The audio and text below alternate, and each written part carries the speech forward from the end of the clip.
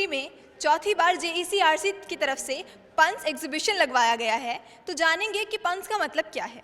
तो सर यहाँ हमने देखा कि एग्जीबिशन बहुत ही खूबसूरत तरीके से, ज़बरदस्त तरीके से ऑर्गेनाइज़ कराया है आपने, और it is quite very interesting. तो ये आइडिया कहाँ से आया आपको? हमें कुछ अलग करने की इच्छा थी, कुछ नया करने की इच्छा थी, और हम यहाँ पे आते थे JKK और बहुत अच्छे अच्छे आर्टिस्ट के बहुत अच्छी अच्छी गैलरीज़ में उनका काम देखते थे, पेंटिंग्स देखते थे, स्कल्पचर्स देखते थे। पर हमें लगता था कि लोग चुपचाप आ रहे हैं और देख के जा रहे हैं, कुछ फ़न एलिमेंट मिसिंग लगा। तो हमने कुछ फ़न के अराउंड एक एग्जीबिशन करनी चाहिए, और फिर हमने JECRC को अप्रोच किया कि ये कॉन्सेप्ट है हमारे पास, जहाँ पे हमारे पास कुछ 15 से 20 पन्स होंगे, और ये जो लिखे हुए पन्स, इनसे रिलेटेड अगर डिज़ाइन स्टूडेंट्स कुछ इंटरेस्टिंग आर्ट इंस्टॉलेशंस बना सकते हैं तो उनको एक्सपोजर मिलेगा, और एक बहुत अनोखी एग्जीबिशन हो जाएगी जो आर्ट भी है और ह्यूमर भी है।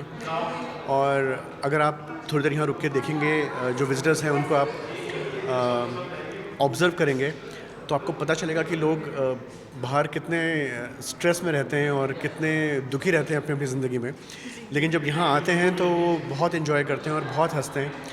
तो हमारा एक पर्पज़ वही रहता है कि लोगों को खुशी मिले, वो हंसें, अपने गम भुलाएं और खुश रहें। What does this one means? So this pun is like naphthalene balls are बेसन के लड्डू, naphthalene balls कपूर की गोलियाँ, एंड बेसन के लड्डू अपन बेसन के लड्डू से रिलेट करके ऐसे बोला है कि naphthalene balls बेसन के लड्डू है, तो ऐसे अपन ने बेसन और बेसन को रिलेट करके एक स्लैंगी वे में बताया है। Oh, it is interesting. So Pranay, you are in the organizing team of this exhibition. Yes, I worked on all these puns. Sorry. I worked in the various puns in there. So what was the motivation behind it, or what is the most exciting thing about this exhibition? So ये हमारा 4th addition है, नया पन 4.0 करके हमने 3 पहले कर चुके हैं, अब ये 4th हमारा है। और बेसिकली ये it's a combination of humour and art.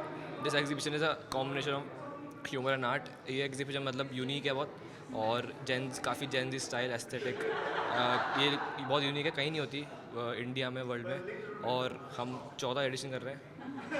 So everyone should visit. And तो सर पन्स जो हैं, स्लैंग्स जो हैं, ये लोगों के लिए ऑफेंसिव भी हो जाते हैं। मोटिव इसका हंसाना है लोगों को, मगर कहीं ना कहीं कभी ना कभी ऑफेंसिव हो जाते हैं लोगों के लिए, लोग ऑफेंड हो जाते हैं इन चीज़ों पे। तो किस तरीके से डील करते हैं आप इन चीज़ों से?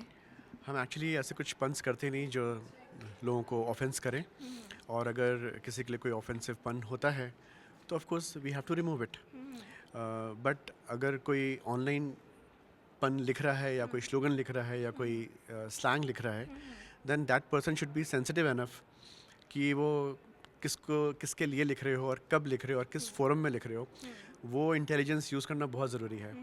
अगर कभी आपको लगता है आपने एक बड़ा अच्छा स्लोगन या पन बनाया है, लेकिन वो किसी को हर्ट कर सकता है, don't post it, keep it with your self, with your family, with your friends, just share with them. ज़रूरी नहीं है कि हर चीज़ जो आपके दिमाग में है वो आप इंटरनेट पे उल्टी करो। पन्स और स्लैंग्स को कॉमेडी के मकसद से बनाया जाता है, और अगर कॉमेडी की तरह इसे लिया जाए तो it would be fun. Stay tuned for more such updates with Punjab Kesari.